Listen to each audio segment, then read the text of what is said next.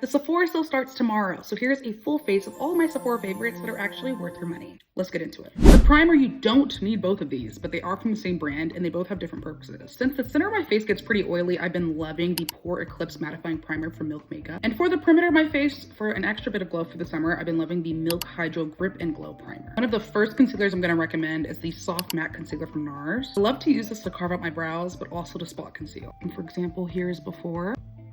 And here's after. This is like a literal eraser in a jar. For foundation, I have a lot of favorites, but if you're oily like me, especially since the summer is coming up, the Danessa Myricks Blurring Balm is a great one to try if you still haven't picked it up. For me, it's the undertones of the product every single time. For blush, I currently have three favorites. The Danessa Myricks Blurring Balm Blush. These have a lot of pigment, but they also blend out really, really nicely, so don't be afraid.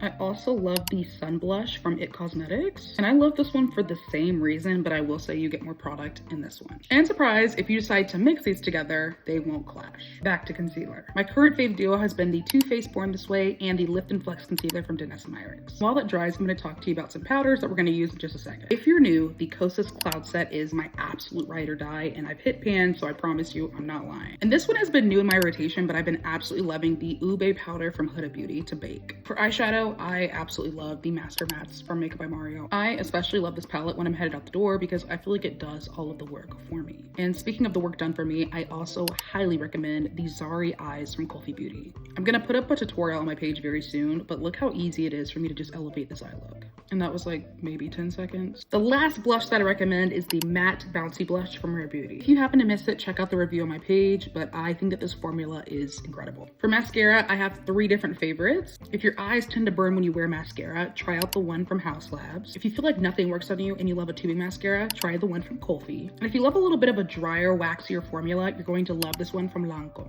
For lip products, there's so many that I could recommend, but I've been living for the Edam Lip Softening Balm. My favorite thing about this is the metal applicator because it's such a nice cooling sensation if you have really crusty lips like myself. And to me, that is so pretty. And this is the final look, all complete. And girl, in case nobody told you yet,